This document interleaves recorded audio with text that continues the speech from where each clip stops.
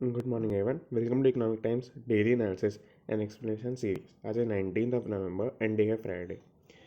So start करते हैं first news से. Biggest IPO biggest crash, Paytm tanks 27% on day one. तो आपने कल वो वाली वीडियो ज़रूर देखी होगी जिसके अंदर वो BSC वाले बोर्ड के ऊपर विजय शेखर शर्मा जी मतलब रो रहे थे एक तरीके से. तो उनकी कल मतलब पेटीएम की 197 कम्युनिकेशंस जो पेरेंट कंपनी है उनकी कल लिस्टिंग थी. उनका IPO था, हमने देखा था पहले. तो कल उनकी लिस्टिंग डिस्काउंट पर हुई है. डिस्काउंट का मीनिंग ये होता है कि जितने प्राइस पर IPO में शेयर्स मिल रहे थे उससे कम पे खुला है शेयर का प्राइस. सो डिस्काउंट पे लिस्ट हुआ है. अब इसके अंदर क्या है कि यहाँ पर पहली बात तो डिस्काउंट पे इशू हुआ, यानी कि पहली लॉस में इशू हुआ IPO. उसके बाद भी 27% के आसपास फॉल कर गया पहले ही दिन. तो काफ़ी एक बड़ी बात होगी एक तरीके से. यहाँ पे आपको दिख रहा होगा सारा डेटा दिया हुआ है. The stock listed at 1950, discount of 9.3%. लगभग 2000 लगभग 2000 के आसपास इनका वो था प्राइस, इशू प्राइस था. उससे 9.3% कम होकर 1950 पर लिस्टिंग हुई. उसके बाद 2150 मतलब इनका प्राइस था. और बाद में जो क्लोजिंग प्राइस निकला वो था 1564. यानी कल 3 बजे के आसपास कितना प्राइस पे क्लोज हुआ मार्केट, उसके अंदर 1564 था. 27% डाउन हो गया एक तरीके से. तो ये तो हो गया यहाँ पर. इसके अलावा ज़्यादा कुछ इसके अंदर दिया नहीं हुआ है. बाकी वही है कि इनका जो मेन रीज़न है जिसकी वजह से ये फॉल हुआ है वो है fall in grey market premium. हमने कल भी देखा था कि ग्रे मार्केट प्रीमियम के अंदर इनका बहुत फॉल हो गया है. ग्रे मार्केट प्रीमियम, इसका मीनिंग ये होता है बेसिकली कि एक ग्रे मार्केट होता है, अनऑफिशियल मार्केट होता है, अनरेगुलेटेड. इसके अंदर रियल ट्रेडिंग नहीं होती है बट इसके अंदर स्पेकुलेशन होती है. जैसे अगर कोई पर्सन है उसको बिडिंग लगानी है तो वो हो सकता है इसके अंदर किसी चैनल के थ्रू ऐसे कर दे कि मतलब इतनी की डिमांड है मार्केट के अंदर. इस तरीके से वो चलता रहता है और वो एक्यूरेट भी नहीं होता है इसीलिए.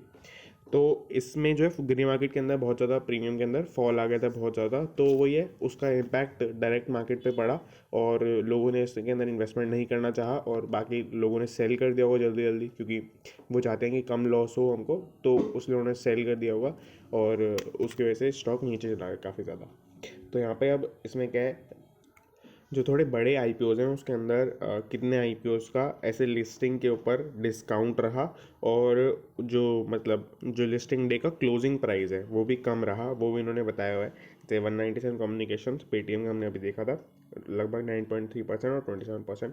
इसी तरीके से बाकी सारे हैं, आप चाहे तो पढ़ भी सकते हैं. रिलायंस पावर, केन, ICICI वगैरह वगैरह. तो इस तरीके से इन्होंने थोड़ा डेटा दिया हुआ है. बाकी यहाँ पे भी जो लिखा है वो सेम ही है. और इसके अलावा आप नीचे देखेंगे तो वही है कि क्लोजिंग सेरेमनी पर जो विजय शेखर शर्मा है उनकी जितना उनकी होल्डिंग है मतलब पेटीएम के अंदर जितना परसेंट वो होल्ड करते हैं तो उसकी वैल्यू कितनी कम हो गई वो सब बता रखा है. अब इसके अंदर जो मेन इंपॉर्टेंट एक छोटी सी बात है वो ये है एंकर इन्वेस्टर्स. एंकर इन्वेस्टर्स ये कहाँ पे दिया हुआ है, इसमें ज़्यादा कोई वो नहीं है. इसके अंदर क्या है कि हर कैटेगरी के लोग जिन्होंने IPO के अंदर इन्वेस्टमेंट किया था उनको कितना लॉस हो गया. तो रिटेल इन्वेस्टर्स को 5, 6, 7 का वही डिवाइड बाय 4 के आसपास लॉस हुआ है हर मतलब कम्युनिटी को आप कह सकते हैं. एंकर इन्वेस्टर का बेसिकली मीनिंग क्या होता है मैं आपको समझाना चाह रहा हूँ. एंकर इन्वेस्टर का मीनिंग होता है वो इंस्टीट्यूशनल इन्वेस्टर. पहली बात तो इंस्टीट्यूशनल इन्वेस्टर होना चाहिए. हमने शायद ये 1-2 दिन पहले भी न्यूज़ के अंदर था, हमने मीनिंग नहीं देखा था, सिर्फ न्यूज़ देख ली थी. नाउ एंकर इन्वेस्टर के अंदर वो पहले सबसे बात कि इंस्टीट्यूशनल इन्वेस्टर होना चाहिए. और एंकर इन्वेस्टर वो इंस्टीट्यूशनल इन्वेस्टर होता है जिसको IPO से थोड़ा टाइम पहले शेयर्स मिल जाएं उसी कंपनी है जिसका IPO आने वाला है. तो बेसिकली इसमें क्या होता है कि वो सिर्फ स्पेकुलेशन के लिए ही खेलते हैं मार्केट के अंदर कि IPO में कितने गेन हो सकते हैं उनको, क्योंकि IPO से पहले जनरली बहुत सस्ते में इनको शेयर्स मिल जाते हैं अनलेस एंड अनटिल कि कंपनी ने तभी की तभी कोई फंडिंग ना उठाई हो इस वजह से.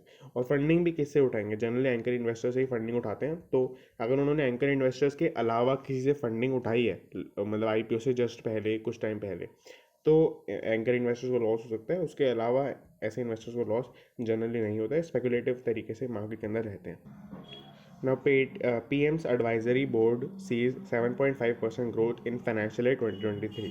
अब इसके अंदर वही है कि पेटीएम का PM का जो एडवाइजरी बोर्ड है उन्होंने एक रोड मैप बताया, काफ़ी सारे रीजंस बताए हैं जिसकी वजह से वो एक्सपेक्ट करते हैं कि 7.5% का ग्रोथ रेट शानदार ग्रोथ रेट होता है अपने आप में, वो मेंटेन रह सकता है और फाइनेंशियल 2023 के अंदर वो हो सकता है बेसिकली.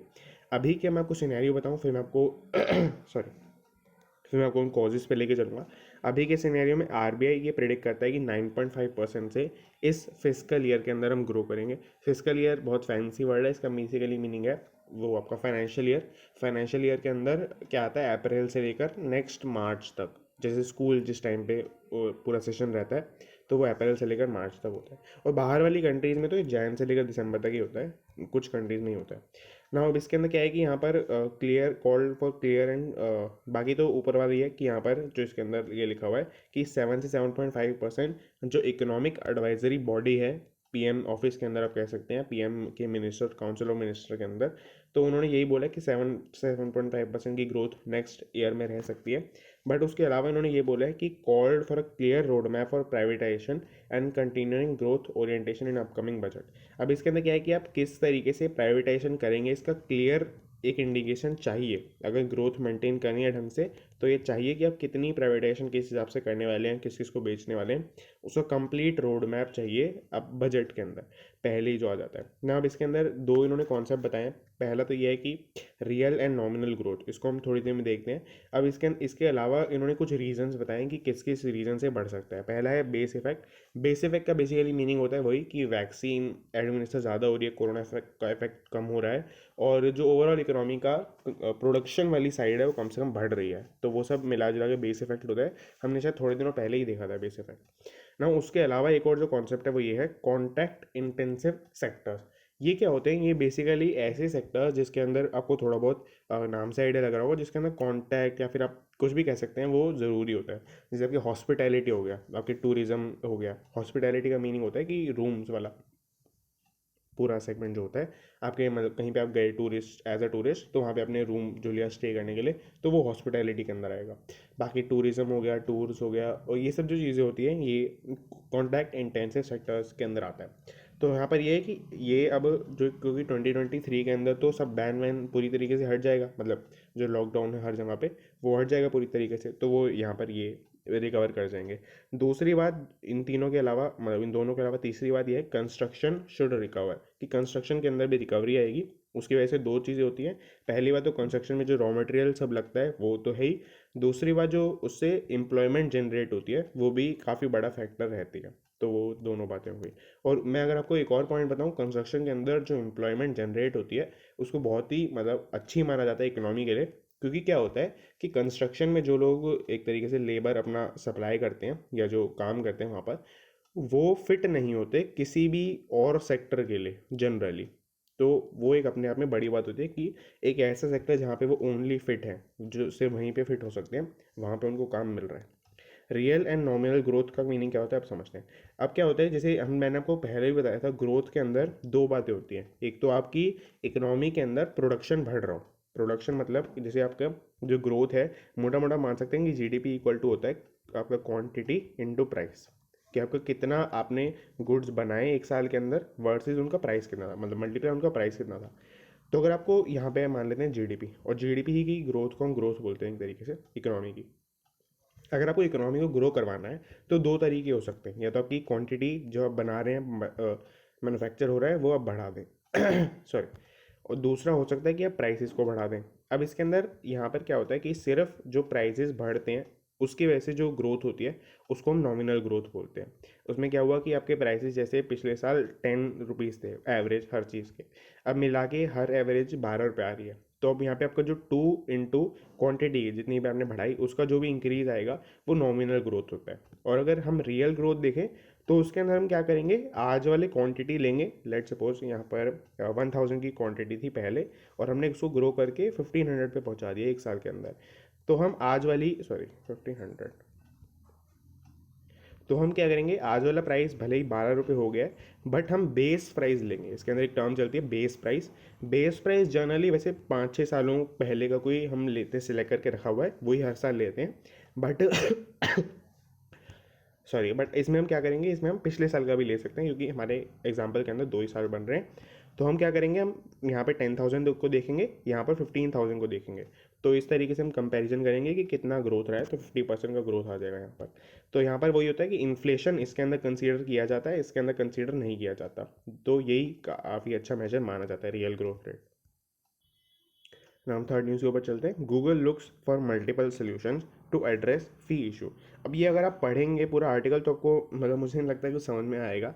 इसके अंदर थोड़ा सा ही कॉम्प्लेक्स बना के, इसके अंदर क्या है कि जैसे आपने गूगल प्ले स्टोर से आपने कोई ना कोई ऐप डाउनलोड किया ही होगा सॉरी, तो उसके अंदर आपने ऐप के ऊपर कई बार देखा होगा लिखा होता है इन ऐप परचेजेस।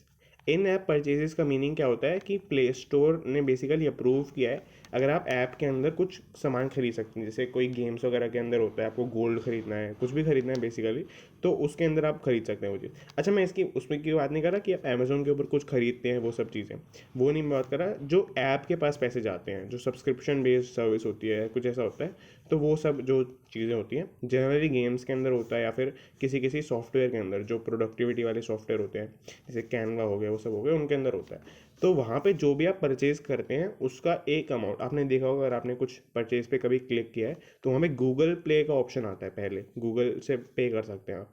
तो वो क्या है कि वहाँ पर गूगल आप मतलब जो ऐप के पास पैसे जाते हैं उसमें से 15% 20% कमीशन काट लेता है।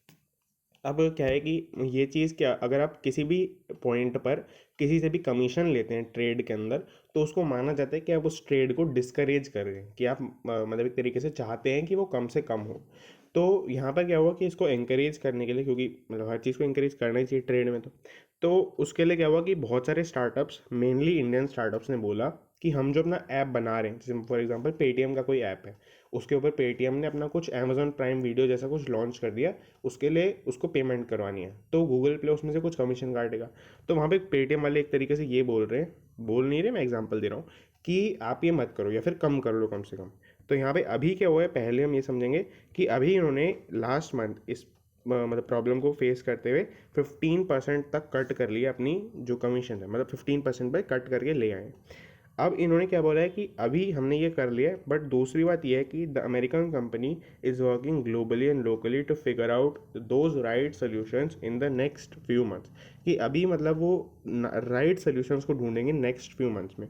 अब इन्होंने क्या बोला है बेसिकली, ये in age in India is too diverse country to have one mega solution, यानी कि ये जो एक कमीशन का रेट है ये इनके लिए सोल्यूशन नहीं है, हमें अलग अलग रेट्स हैंड पिक करके बनाने पड़ेंगे, हैंडमेड करके बनाने पड़ेंगे, या कम से कम ऐसे कर सकते हैं कि जैसे गेम्स के लिए एक स्टैंडर्ड रेट बना दिया, या फिर किसी सर्विस के लिए एक स्टैंडर्ड रेट बना दिया, तो हमें थोड़ा सा और काम करना पड़ेगा बेसिकली थीमेटिक वाइज हर चीज़ के अंदर।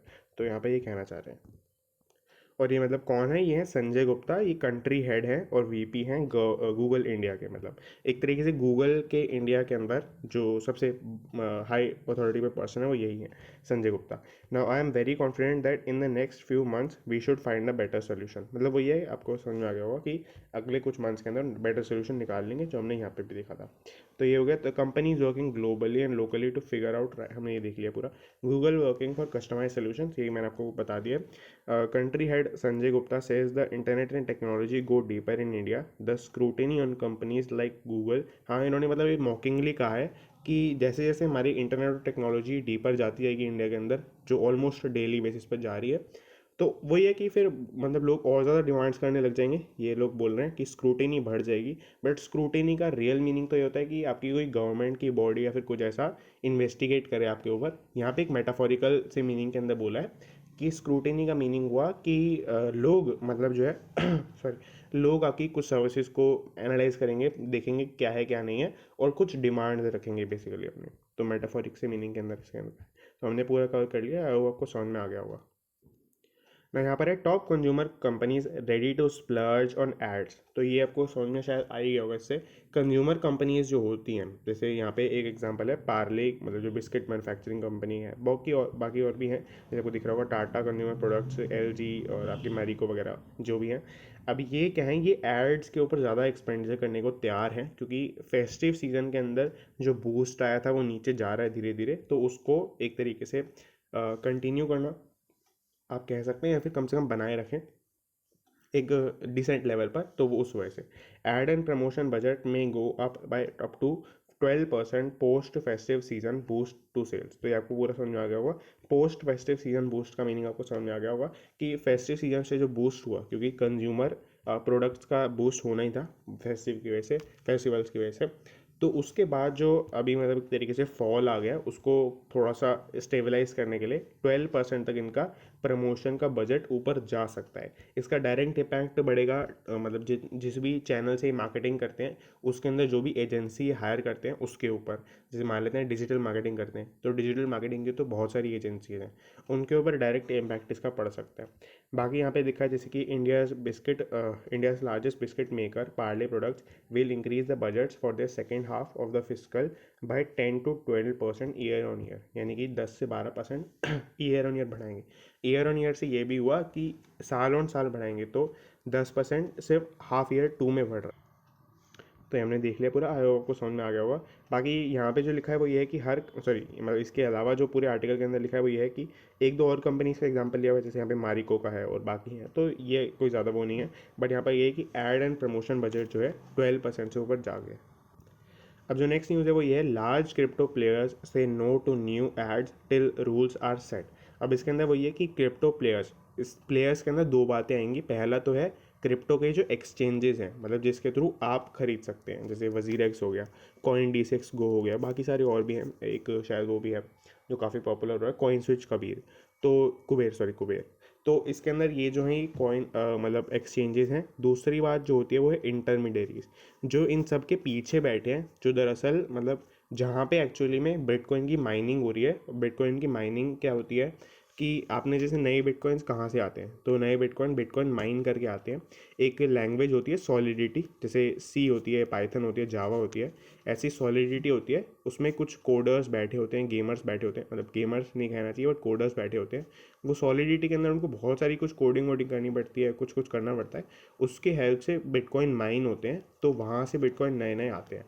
अब यहाँ पर से एक्चुअली में ट्रेड हो सकता है, क्योंकि जिसके पास बिटकॉइन नए आ रहे हैं दरअसल तो वही बेच सकता है एक तरीके से, तो बिटकॉइन वहीं से एक तरीके से सेल होते हैं। तो वहाँ पर वो जो बैठा होता है पर्सन, उसको हम क्रिप्टो का इंटरमीडियरी बोलते हैं। तो दो चीज़ें आ गई क्रिप्टो प्लेयर्स के अंदर।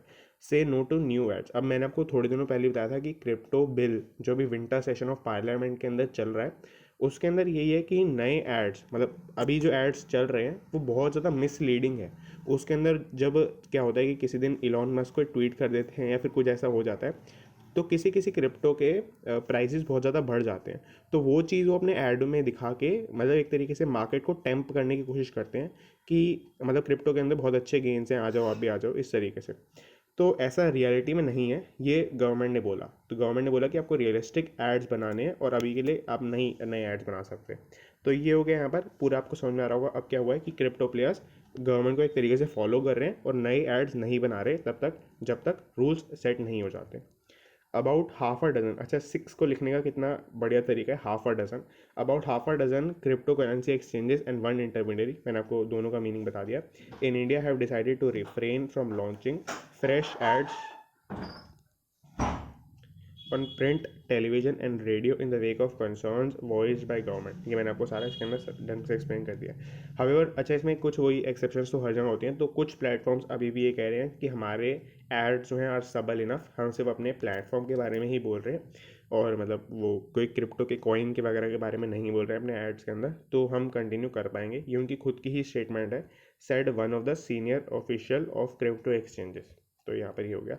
नाउ इसका डायरेक्ट इम्पैक्ट आपको हो सकता है दिखे यूट्यूब वीडियोस के ऊपर, इन सब के एड्स ना आए, वो सब हो सकता है। 5 to 6 क्रिप्टो एक्सचेंजेस हैव, अच्छा हाफ अ डजन और 6 यहाँ पे कुछ समझ में आ रहा होगा। खैर 5 to 6 crypto exchanges have agreed to stop new ads, हमने देख लिया। Ads which have already been paid for would continue, ये तो हो गई।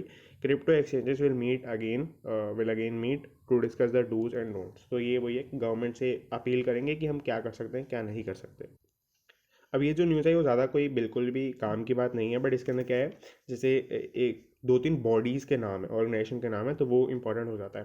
पहला जैसे आपको हेडलाइन के अंदर मैं दिखाता हूँ, चाइल्ड राइट्स बॉडी। ये बॉडी जो है यहाँ पर इसका जो रियल नाम है वो ये है NCPCR, यानी कि national commission for the protection of child rights. Child right की बॉडी होगी एक तरीके से।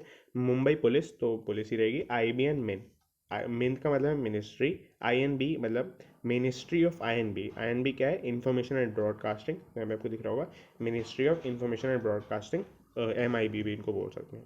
अब यहाँ पे न्यूज़ के अंदर ये है कि नेटफ्लिक्स की एक सीरीज़ है बॉम्बे बेगम्स करके, यहाँ पे आपको दिख रहा होगा उसका पोस्टर। तो ये वही है कि ये कुछ मतलब अडेयर नहीं करती है कुछ रूल्स को। अडेयर करने का मीनिंग होता है फॉलो करना या फिर कंप्लाई करना उनसे, हाँ मतलब हम ठीक है ये रूल हमारे पे अप्लाई होता है। तो ये जो है ये नहीं कर रही है कुछ, मतलब होगा इसके अंदर कुछ, आप समझ रहे हैं किस तरीके का। तो वो सब उसकी वजह से इन तीनों बॉडीज़ ने इनके ऊपर एक तरीके से स्पार किया है, स्पार मतलब केस जैसा कुछ करने की कोशिश की है। और मुंबई पुलिस ने अभी जब इंक्वायरी की उसमें देखा कि scenes are purely dramatic and imaginary, inquiry finds nothing objectionable. मतलब वो ये मुंबई पुलिस को कुछ ऑब्जेक्शनेबल अभी इसके अंदर नहीं लगा है। मैंने पर्सनली इसके बारे में सुना हुआ है नहीं कुछ, मैंने अभी न्यूज़ के अंदर ही देखा है आज ही, तो मैं आपको कुछ ऐसा बता नहीं सकता कि इसके अंदर ऐसा है या नहीं है। बट हाँ, जो आपकी पूरी न्यूज़ आपके सामने है, और बाकी इसके अंदर कुछ ऐसा लिखा भी नहीं है। यही मेन था कि बॉम्बे बेगम्स करके सीरीज़ है जो, हाँ इसके ऊपर अरेंज हुआ है। नौ में 80 मार्केट्स वाले सेक्शन के ऊपर इसके अंदर क्या है, retail direct bond scheme gets 32,000 registration in 6 days. तो रिटेल बॉन्ड स्कीम जो थी इसके बारे में हमने डिटेल के अंदर देखा था कुछ दिनों पहले ही। तो इसके अंदर वही था कि लिबरलाइज्ड एक पॉलिसी है जिसके अंदर आप फिक्स्ड इनकम के अंदर इन्वेस्टमेंट कर सकते हैं। और फिक्स्ड इनकम से रिलेटेड हमने कल भी एक देखा था बॉन्ड्स कार्ड। बॉन्ड्स कार्ड एक जेएम फाइनेंशियल का एक नया ऐप है जिसके अंदर आप बॉन्ड्स के अंदर इन्वेस्टमेंट कर सकते हैं, ट्रेडिंग कर सकते हैं टू बी प्रिसाइज। अब इसके अंदर यही बोला हुआ है रिटेल डायरेक्ट जो बॉन्ड स्कीम है इसमें जो लोग एंथुजियाज्म है वो दिखाया गया है। 6 दिन के अंदर अंदर 32,000 रजिस्ट्रेशन हो चुके हैं इसके अंदर। अभी ट्रेडिंग के लिए ओपन नहीं हुआ है, यानी कि जो रिटेल मतलब आरबीआई के बॉन्ड्स होते हैं वो इसके अंदर नहीं लिस्ट होने शुरू हुए हैं, बट फिर भी जो रजिस्ट्रेशन होते हैं वो इतने बड़े अमाउंट में हो गए हैं। बाकी ये हमने देख लिया यहाँ पे ये आपको पूरा दिख रहा होगा। यहाँ पे एक टर्म और है mark to market. Mark to market का क्या मीनिंग होता है, थोड़ा सा डीप टर्म है। ये जैसे आपने कोई शेयर सेल किया, ठीक है, आपने कोई शेयर सेल किया, आपने सेल किया, इसका डायरेक्ट मीनिंग है कि कोई ना कोई बाय भी कर रहा है। बट आपने तभी सेल किया होगा जब आपको एक बेटर प्राइस मिल रहा होगा, आपने बेटर प्राइस के लिए सेल कर दिया। अब मार्क टू मार्केट के अंदर क्या होता है कि कोई सेलर है, वो खरीद रहा है, वो क्यों खरीदेगा, वो इसलिए खरीदता है बेसिकली कि उसको मार्केट मेकिंग फीस मिलती है, वो मार्केट मेकर है, उसको उसका काम ही यही है बाय करना सेल करना। अब मार्केट मेकिंग दो तरीके से होती है जो यहाँ पे मतलब है इसके अंदर पॉइंट टू, मैं उसके ऊपर आ रहा हूँ अभी एक सेकंड के अंदर। मार्केट मेकिंग दो तरीके से होती है। आपने पहले से ही मतलब एक तरीका हो सकता है आपने पहले से ही कोई सेलर को या बायर को आइडेंटिफाई कर रखा हो, यानी कि जैसे मैंने सेल किया तो आपने ही सेलर को आइडेंटिफाई या बायर को आइडेंटिफाई कर रखा है कि मैं बेचूंगा और वो पर्सन खरीद लेगा। हो सकता है कि शॉर्ट पीरियड ऑफ टाइम के लिए मुझे बीच में खरीदना पड़े, जो मार्केट मेकर है उसको खरीदना पड़े, बट वहाँ पे चले जाएगा शॉर्ट टाइम के अंदर अंदर। दूसरा होता है कि मार्केट मेकर को खुद ही खरीदना पड़े, उसके पास ही रहे, और बाकी बाद में अगर कोई डाले बाइंग की रिक्वेस्ट तो वो बाद में उसको सेंड करे, बट वो पर्सन अभी से आइडेंटिफाइड नहीं होगा। इस तरीके से होता है। तो मार्क टू मार्केट का कॉन्सेप्ट आपको समझ में आ गया होगा। अब इसके अंदर क्या है कि मार्क टू मार्केट बेसिस पे लॉसेस हो सकते हैं, सॉरी जो इन्वेस्टमेंट के मतलब जो पोर्टफोलियो बेसिस पे पूरा इन्वेस्टमेंट करते हैं उनको मार्क टू मार्केट के उसके अंदर लॉसेस हो सकते हैं। अगर आपको समझ में नहीं भी आया तो इससे कोई फ़र्क नहीं पड़ता, रिटेल इन्वेस्टर पे इसका कोई इम्पैक्ट नहीं पड़ेगा, तो मार्क टू मार्केट में इसका कोई वो नहीं हुआ। नाउ अब एक क्वेश्चन मार्क टू मार्केट जब समझते हैं तो एक आता है कि कोई भी मान लेते हैं रिलायंस का शेयर है, सबको पता है ऊपर जाएगा, तो कोई भी क्यों सेल कर रहा है, मार्क टू मार्केट वाला भी क्यों सेल कर रहा है। ये एक छोटा सा क्वेश्चन होता है जो इसके अंदर आता है, ये कभी बाद में देखेंगे। The number of accounts being open is encouraging given that the government securities are safe but with the returns are on lower side. तो इसके अंदर ये है कि आज के टाइम पे जब क्रिप्टो वगैरह चल रही हैं जिसके अंदर बहुत सारे रिटर्न्स आपको शॉर्ट पीरियड ऑफ टाइम के अंदर मिलते हैं, तो उसके अंदर लोग गवर्नमेंट सिक्योरिटीज़ के अंदर क्यों ही इन्वेस्ट करेंगे, वो सेफ होती हैं बट उसके अंदर रिटर्न्स बहुत कम होते हैं, तो उस वजह से। ना the only aspect to watch out for is liquidity. यहाँ पर यही है, मैंने आपको बताया था अभी कि मार्क टू मार्केट की चिंता करने की ज़रूरत नहीं है और इसके भी ठीक है, मतलब रिटर्न्स वगैरह भी ठीक है, बट जो मेन पॉइंट है वो है लिक्विडिटी। कि आपने अगर कोई बॉन्ड खरीदा, आपको तुरंत बेचना है, ट्रेडिंग कर रहे हैं आप, तो वहाँ पे आपको लिक्विडिटी मिलेगी या नहीं मिलेगी, यानी कि आपको करंट मतलब जल्दी से पेमेंट आपको वापस मिल जाएगी बैंक अकाउंट के अंदर या नहीं मिलेगी, ये मेन कंसर्न है। और ये हमें ऐसे पता नहीं चल सकता, ये जब कोई बॉन्ड आएगा, लिस्ट होगा इस प्लेटफॉर्म के ऊपर, तभी हमें पता चलेगा। बाकी इन्होंने छोटा सा एक वो भी दिया है कि किस तरीके से आप इसके अंदर रजिस्टर करवा सकते हैं, अपना अकाउंट खुलवा सकते हैं, वो बहुत बेसिक प्रोसीजर है, यहाँ पे आप देख सकते हैं। तो ये हमने पूरा कवर कर लिया। अब सेकंड न्यूज़ के ऊपर चलते हैं। RBI panel suggest steps to broaden digital lending. बहुत ही बेसिक है। डिजिटल लैंडिंग का बेसिकली मीनिंग है कि आपने अपने ऐप के थ्रू कोई क्रेडिट कार्ड इशू करा लिया या फिर अपने ऐप के थ्रू पर्सनल लोन कुछ ले लिया, वो सब जो होता है वो आरबीआई अपनी मतलब पॉलिसी के अंदर आप कह सकते हैं एक तरीके से उसको ब्रॉडन करने की बात करेगा, उसको स्ट्रेंथन करने की बात करेगा। अब डिजिटल लेंडिंग के अंदर क्या होता है कि इसमें दो बातें होती हैं। पहली बात तो आपको क्रेडिट होना चाहिए आपके पास, क्रेडिट मतलब जो अमाउंट आपको देना है। दूसरी बात आपके पास वो इंफ्रास्ट्रक्चर होना चाहिए। इंफ्रास्ट्रक्चर के अंदर दो चीज़ें आती है। पहली चीज़ कि कस्टमर डिमांड होनी चाहिए डिजिटल लेंडिंग की। मान लेते हैं आप डिजिटल लेंडिंग देना चाह रहे हैं बट लोग तो लोन लेने के लिए बैंक्स पर पहुंच रहे हैं, मतलब फिजिकली पहुंच रहे हैं एक तरीके से। तो वहाँ पे डिजिटल लैंडिंग की आपके पास डिमांड नहीं है। और दूसरी बात होती है इंफ्रास्ट्रक्चर के अंदर कि आपके पास पोर्टल्स, यानी कि आपको डिजिटल लैंड करना है, डिजिटली लैंड करना है, तो आपको कंज्यूमर प्रोटेक्शन भी तो देखना है कि उसी पर्सन के पास जा रहा है, उसकी क्रेडिट रेटिंग कितनी है, कैसे है, वो सब चीज़ें भी तो इंश्योर करनी है। तो दोनों ही बातों के लिए कमर्शियल बैंक्स जो हैं इसके अंदर आगे आते हैं कि कमर्शियल बैंक्स का इंफ्रास्ट्रक्चर कंपेरेटिवली अच्छा होता है। हर सेक्टर के अंदर प्राइवेट कंपनी जो होती है उनका इंफ्रास्ट्रक्चर अच्छा होता है गवर्नमेंट कंपनी से। तो इस वजह से ये हुआ कि यहाँ पर जो इनका सेंटर है डिजिटल लैंडिंग का, जो मेन पूरा बिजनेस है एक तरीके से, वो कमर्शियल बैंक्स ही संभालेंगे, ये यहाँ पर बोला जा रहा है इसके अंदर। बाकी इन्होंने यही लिखा है but not at the cost, मैं ये वाली लाइन पढ़ रहा हूँ, but not at the cost of broader financial stability. यानी कि ऐसा नहीं होना चाहिए कि आप किसी को भी लोन दे दो। अगर आपको 2008 का यूएस का क्राइसिस पता हो तो उसके अंदर यही हुआ था कि किसी को भी लोन दे दिया था बैंक्स ने अपनी कमाई करने के लिए। खैर उसके अभी हम कहीं नहीं जाते हैं उसमें। बट दूसरी बात है कंज्यूमर प्रोटेक्शन, ये हमने देख लिया कि कंज्यूमर प्रोटेक्शन के लिए ही हम कमर्शियल बैंक्स को ये चीज़ दे रहे हैं। तो ये हमने पूरा देख लिया। बाकी इसके अंदर एक नोडल बॉडी भी सेटअप करने की कोशिश की गई है कि वो वेरीफाई कर सके, मतलब पब्लिक को जो इसके अंदर लेंडिंग के ऐप्स के ऊपर रजिस्टर करवा रही होगी, जो लोन ले रही होगी एक तरीके से। बाकी इसके अंदर कुछ खास नहीं लिखा हुआ है, दो ही पॉइंट थे इसके अंदर जो मतलब यूजेज के थे। तो हम आज इसी पेज के ऊपर स्मार्ट इन्वेस्टिंग जो हम कवर करते हैं इसके ऊपर हम एक ही ये वाली न्यूज़ कवर करेंगे अभी के लिए, क्योंकि थोड़ा टाइम का भी कंस्ट्रेंट है। और बाकी आप जो मैं छोटी न्यूज़ जो है थोड़ा थोड़ा बता दूंगा और वो ईजी भी है आज की पेपर के अंदर। खैर हम पहली न्यूज़ देखते हैं। एस्कॉर्ट्स इन फॉर री rating post Kubota deal. Escorts इसका क्या होता है, इंग्लिश मीनिंग तो एस्कॉर्ट का होता है अकम्पनी करना। अकम्पनी मतलब जैसे मतलब किसी के साथ कहीं चले जाना या फिर ऐसा कुछ, अकम्पनी किसी के करना। बट यहाँ पे एस्कॉर्ट्स कंपनी का नाम है, ट्रैक्टर मेकर कंपनी, आपने सुना होगा इसके शायद लोगों के अंदर मतलब काफ़ी ज़्यादा स्कूल बसेस वगैरह भी बनाते हैं एस्कॉर्ट्स वाले। तो खैर एस्कॉर्ट्स ट्रैक्टर मेकिंग कंपनी है, इज़ लाइकली टू अंडरगो, यहाँ पे मैं पढ़ रहा हूँ फर्स्ट इस लाइन के अंदर, is likely to undergo stock rerating. Stock rerating का मीनिंग यह है कि इनका स्टॉक का एक अलग प्राइस पे सेट होगा अभी। री रेटिंग का ये मीनिंग नहीं है कि कोई क्रेडिट रेटिंग एजेंसी जैसे मूडी या फिर S&P वगैरह इनको रेटिंग देंगे, बट मार्केट रेटिंग देगा एक तरीके से। Following a shift in the management control. अब इसमें हुआ क्या है कि यहाँ पर जो इनका मैनेजमेंट का कंट्रोल है बेसिकली और ओनरशिप, वो कुबोटा डील कर रहे हैं, कुबोटा के साथ डील कर रहे हैं। और कुबोटा कंपनी जो है जापानीज़ कंपनी है, उसको सेल कर रहे हैं अपनी कंपनी एक तरीके से।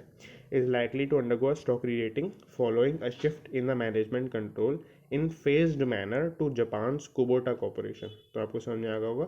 After the latter's proposal to increase the stake to 53.5% from 9%। यानी कि अभी कुबोटा जो कंपनी है उसका शेयर सिर्फ 9% पर है पूरी कंपनी के अंदर, उसको इंक्रीज करके 53.5% पर ले जाने की बात की गई है through a preferential allotment and subsequent open offer. वही है कि यहाँ पर किस किस तरीके से होगा, कोई ज़्यादा इंपॉर्टेंट बात नहीं है। बाकी इस डील जो अच्छा क्या होता है कि ऐसी जो बड़ी डील्स होती है इनको ब्लॉक डील बोला जाता है। और अगर कोई पब्लिकली लिस्टेड कंपनी है जिसको मतलब अपनी मार्केट इमेज को थोड़ा मेंटेन वगैरह करना है, वो उसके लिए ब्लॉक डील को बताना, मतलब कि वो होने वाली है डील होने वाली कंपनी के अंदर, वो बताना थोड़ा ज़रूरी होता है। जैसे अगर हम कोई डिविडेंड डिक्लेयर करने वाले हैं या फिर ऐसा कुछ है तो उनको बताना ज़रूरी होता है ना। यहाँ पर the stock gain 10.6% on Thursday. अच्छा डिविडेंड डिक्लेयर करने वाले मतलब वो नहीं कि जो कंज्यूमर्स को मिलेगा, जो मतलब रिटेल इन्वेस्टर्स को वगैरह को मिलेगा। डिविडेंड का मीनिंग मेरा ये था कि जैसे अगर कोई हम राइट्स इशू लेके आने वाले हैं या फिर कोई और कॉर्पोरेट एक्शन हो रहा है, वो सब हो रहा है। डिविडेंड अगर हम बता देंगे तो बहुत सारे लोग फालतू में इन्वेस्टमेंट करने लग जाएंगे।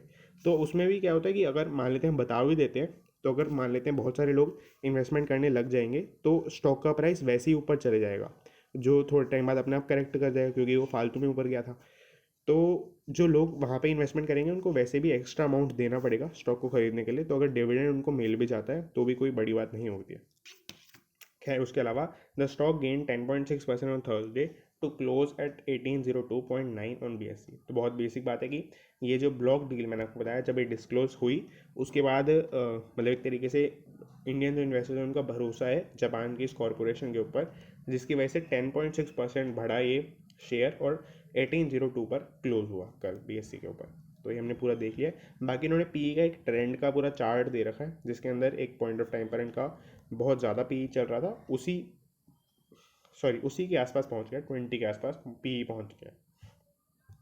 हमने पी पहले भी देखा हुआ है। इसके अलावा न्यूज़ के अंदर कुछ ज़्यादा खास नहीं है। यू मे हैव टू पे 20 to 40% more for life cover next year, यानी कि आपको वही है जो आपके प्रीमियम्स होंगे वो 20 से 40% बढ़ जाएंगे लाइफ कवर के लिए नेक्स्ट साल से जनरली।